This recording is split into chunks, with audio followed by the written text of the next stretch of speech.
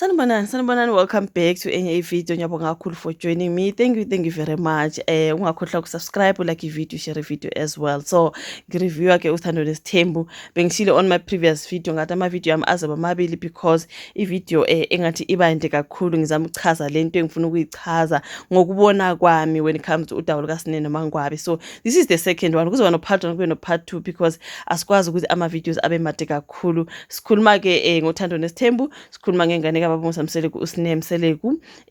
uSine Mseleku ukhuliswa ngumama Macele, uma wakhe wadlula emhlabeni, so ubaba wakhe uBaba uMsamseleku, you know what I mean. So sikhuluma ngale ya meeting yabuzwa baba uMsamseleku ebize uSine ukuthi azoxazulula inkinga zakhe ke noMakhumalo noMangwabi, kwase kuba khona umsindo kwaba khona inxushu ke laphana all that. So mina ngikhuluma based on sesikhulumile ngithi kukhona abasesayidini kaSine ukuthi uSine akaphatha kahle, uSine abantu uyintandane, uSine bamthini phela khumbulani wake wadlwengula lo mntwana itrauma, you know. Konke lokho nami ngiyaku-understand abafethu, nobody deserves that, but ngikhuluma nje mina ngebehavior kaSine engiyibhekile based when I watch the show, right? Hayi ukuthi ngiyamazi, obviously angimazi bafethu, nabanye laba nokuthi uSine abantu bayamzonda uSine, you know, there's no need ukuthi singama viewers sithi ngithanda lo yangizonda lo yangithanda la isebenzi kanjalo bafethu. You just review the show the way it is. Ushuvo lwakho nami ngisho lwami, vele imbono izohlukana, ngeke size sibone ngokufana, right? So ivideo yami yabantu ngisachaza ke nabantu abaqhathanisa uSine noMpilo. Nabe ngithi uMpilo ukhuliswa nguMakhumalo, yebo mhlambe yena the mother is still alive, uSine ukhuliswa nguMacele uma wakhe akasekho. Le excuse ukuthi njalo uSine menephutha abantu bafuna ukuthi bathi ya ngoba uSine uyintandane, uSine phela yena akanamala phiyana, as if uMpilo yena unomala. uMpilo kuyafana ukhuliswa nguMakhumalo bafethu. I know she's got a mother, but still ukhulela kaMseleku ukhuliswa ngomunye umama ongasi the biological mother. But manje masenikhathanisa yabona ukuthi ibehavior kaMpilo i-different from ibehavior kaSine. Mina ngisuke ngisole nje ukuziphatha kahle, ukuziphatha kukaSine akaziphethe kahle, nokukhuluma nokudelela uyise. Do you see ukuthi uSine uyise uyamdelela? Nalento yokuthi akwazi ukuye ebafaneni esuka kompane ekhaya kaMseleku isukaphi? Ubaba wakhe abekwazi ukuthi awukho usebafaneni, I'm sorry. Ubaba wakhe abekwazi ukuthi awukho usebafaneni, ungumntwana oyintombazana usekhaya. So yonke leyo nto iyona nto ezenza ukuthi abantu bese bethi masikhuluma ngoSine sizama ukukhuluma ngalezo zinto ukuthiwe uyazondwa. Did you see abongwe ukuthi abongakho kusebafaneni? Have you heard that? Have you heard ukuthi uMpilo ake kusebafaneni? But manje ngoba uSine, you know what I mean, nangezingane lento yokuthi ubelandelelwa ngeingane zakhe mina bengingayithandi vele. Omama bakhe Sine abantwana kumele ulandelelwe ngeingane zakhe, all that thing, you know what I mean. So umzulu Mangwabi lapha namayithi angizange ngajumpa ini mina ngesikhathi usalwile noma to ngendaba yokukhulelwa kwakho, because she will get pregnant. I think she's got miscarriage or miscarriages allegedly, I do not know, I think so. Useke wa miscarriage and tontoni, abantwana unabangaki? Babili bathathu whatever, but khona lokho ukuthi uSine uyabe isijolela, uSine akhulele, uSine athini. So mina ngicabanga ukuthi laphana abantu bamtreata the way yena abehave ngakhona. Lokho kunikeza abantu, they will treat you back the way, you know what I mean. So ngibona ngathi even ama siblings wakhe abamthathi serious uSine, abamthathi serious. That's why mhlambe nenokubona ngathi uyadeleleka uSine azitshintshe abe yi-victim. She just always want to be a victim. Bese nathi ama viewers, yeah, uSine intandane. Okay, uyintandane when it comes to kaboma, but unayo baba uMsamseleku nje. Ukhona baba uMsamseleku usaphila, futhi baba uMsamseleku uyayithanda ingane yakhe. Uzama ngakho konke kusemandleni ukuthi amgoqe uSine. I think kodwa ngoba seku late, yabo. Kube nje kwaqala esasemncane uSine nje wafundiswa imithetho ukuziphatha esasemncane man, you know. Uyazama baba uMsamseleku bafethu, angikaze ngibone nje emlahlela izandla. He tries ngoba indodakazi yakhe, no matter what she does, no matter usebafaneni, no matter intontontoni, okusala uyazi ukuthi ingane yami ngeke ngize ngiyilahle. Did you see on that particular a drama thing noMangwabi ukuthi ubaba uMsamseleku uthe mayibiza meeting bafike bahlala etafuleni, anti wabiza yena wangamtshela ukuthi kuyezoma bakhe, wamtshela esefikile, right? Wavele wabonakala ukuthi uzongala ahambe, wavele wabonakala imeeting akaqa uzongala uSine ahambe. Bathe mabefikile inkulumo isasuka wavele wafakele role. Ngishilo on my last video ukuthi indaba ye role uhle wayifaka inkulumo isasuka, imeeting ingakayindawo. akuyona le role kwakho, akuyona le role kwakho, you know what I mean? Isasuka inkulumo sisathi sikhulume, right? Siyaqala already sifuna ukujobelela indaba yerole. Uma ngoba mayithi uyamphendula uyangala uyahamba. For me that was just an excuse avoiding uburongi bakhe. Ungumntwana ubiziwe kuthiwa woza sifuna ukukhuluma nawe, ubizwe ubaba wakho hlala phansi uzivikele nawe la uzivikela khona ngoba siyazi indaba yerole mhlambe vele wathethiselwa irole, but then sit down usho ukuthi hayibo ngadla irole nase ningithethisa nje. Okay, that's why nami ngafika lapha ka podcast ngakhuluma ngoba le nto ayimphathanga kahle. Say something, do something, you know. But usine wavele wa avoid the whole conversation. But uthema uMangwabe esemlandela ngaphandle. Ubaba uMsamsele did not even bother standing up.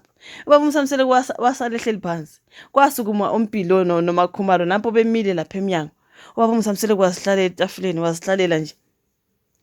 Why do you think ubaba uMsamsele did not stand up to go and intervene? Angenelele mhlambe yabona ngesikhathi kwakula uMacele noMayeni ukuthi he was like in the middle epart nendawo ukuthi hayi Macele hayi Mayeni, you know. He didn't do that when it comes to uMangwabe noSneh. He sat down. Kushuthi wayitshela ukuthi hayi uMangwabe akakhulumi nalo mntwana ngoba mina vele hayi ngiphakamisa izandla. I think that's what uMsamsele ngoSneh. Unokuthi angathi uyakhathala ezinye izinto. I mean for me ngangi-expect ukuthi uzosuka umbaba uMsamsele bathi mase beyikhuluma phandle alandele ayothi hayi Nombela lapha no, hayi Sneh lapha no, you know what I mean? But no, wasihlalela phansi umbaba uMsamsele walokho ebheke phansi walokho ebheka le nale. Uyimamele ehleli phansi ukuthi uyayizwa into ekhulunywa ngaphandle, but uhleli phansi akasihluphanga nokusukuma nokuthini nje. I think ile nto ukuthi sometimes umzali uyakhathala when it comes to your behavior. Uyobona amagama bephosana ngamagama uMangwabe noSneh. Akuna like you can't like make a difference ukuthi nguphi ongumama omunye nguphi oyindodakazi. Ukhulume nje wangathi ukhuluma nomngane wakhe nje wangathi ukhuluma nosisi wakhe, you know what I mean? uSneh of which lapho ngifaka khona irespect ngithi nenhlonipho iyashoda. Angisho ukuthi yena kumele angahlonishwa, naye kumele ahlonishwe njengengane kaBaba uMsamsele, but yena ke because sometimes unokwenza izinto zingathi ziba difficult, afuna ukuba yi-victim kuyo yonke into. Like guys ngeke aze azonde uSneh. For those abathi uSneh uyazonda, I don't think ukuthi uyazonda bafethu. I was expecting ngempela ubaba uMsamsele ukuthi aphakame ayongenelela laphayana, but wathi ngizoyekelela uNombela ayisolve. AkaSneh yona ngingeni wahlala phansi ubaba uMsamsele. I think ukhathele nje iyo yonke imisebenzi kaSneh bafethu. Ukuthi akamthandi, that's why ezombiza zama ukumhlalisa phansi indodakazi yakhe azama ukumkhuza and all that, but sometimes I think uyakhathala, you know what I mean? So wahlala nje wanganyakaza umuntu wenkosi, wahlala wayekelela uNombela ngoba uMangwabe I think she was waiting for that particular day to happen. She was waiting for that particular day. So uthe mayibona uSneh engala wangakwazi ukuthi lento ukuthi ingangasolviwa namhlanje. I never ethi ngiphakame ngimlandele yayokhulunywa phandle ke. Yilapho ke nje there was a heated argument until uMakhumalo esondele bona ukuthi iyashisa phela manje, you know. So uMpilo noSneh bafethu abafani. Nakhona nje kubizwa kwakhe laphana I think wabizwa ngoba benama differences noSneh.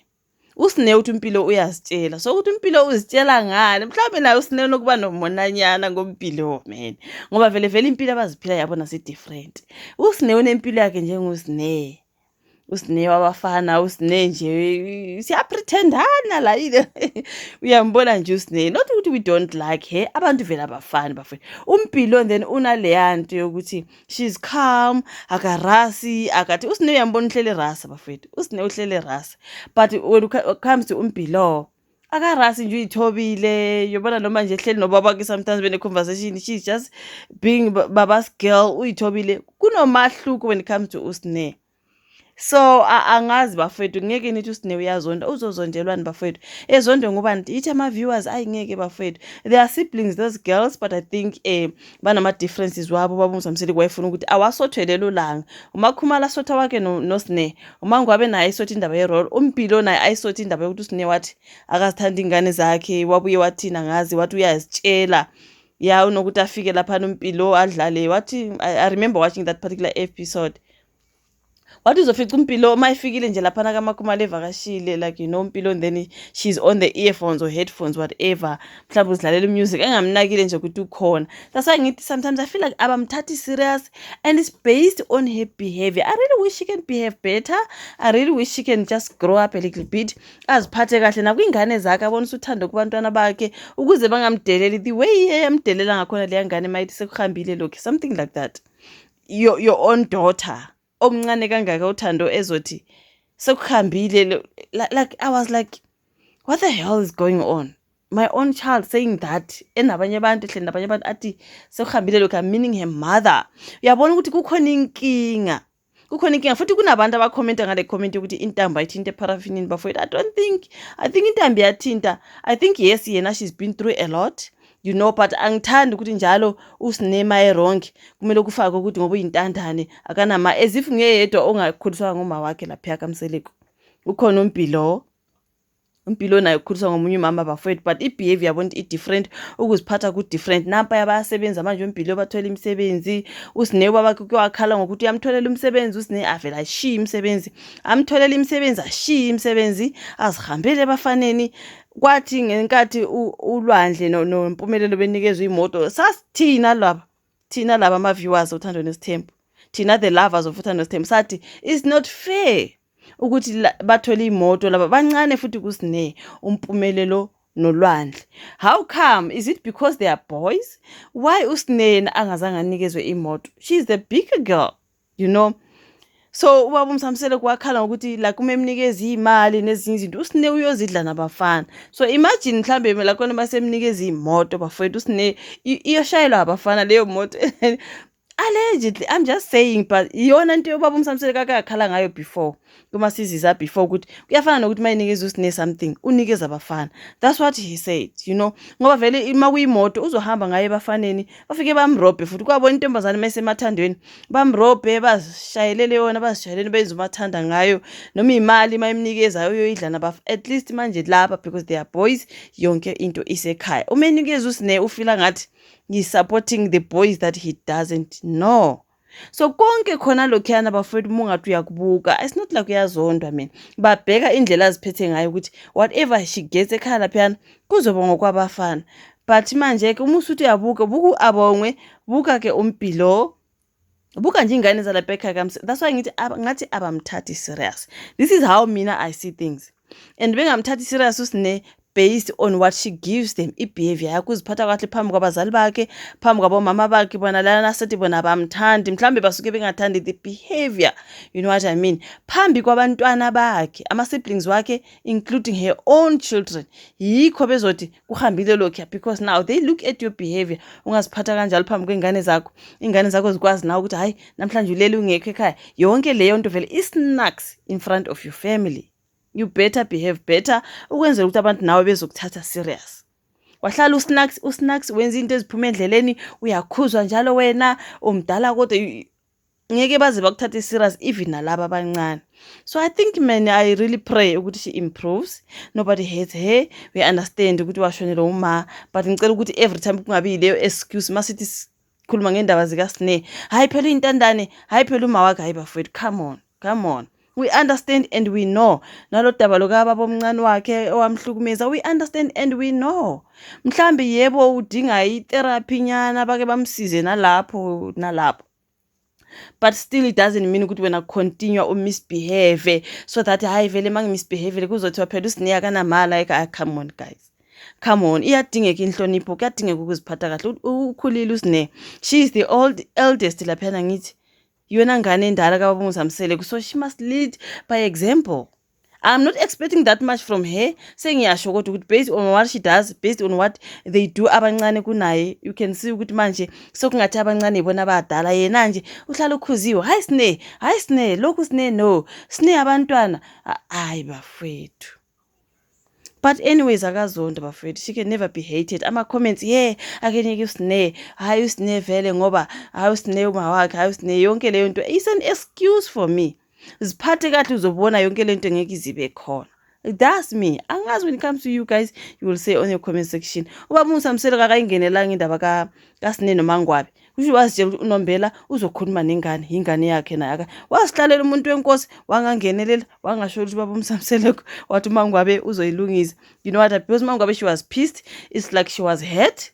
Umzwile phana mayesethi yena umuntu anithengela igrosanyana njengathi wayethengela izinja futhi ngikwaku5 kg nje. You cannot say that. Lo 5 kg went a long way. Wakuphusha wakuqhuba mfethu namhlanje usuthi kwakuyi nothing kwakungathi kuthengelwa inja. Is that how you say thank you to someone? So angazi bafethu, just your thoughts in the comment section. Uzolike, usubscribe, ushare singaze sibe mde kakhulu. Thank you very much. Sizohlangana kwezayo. Bye.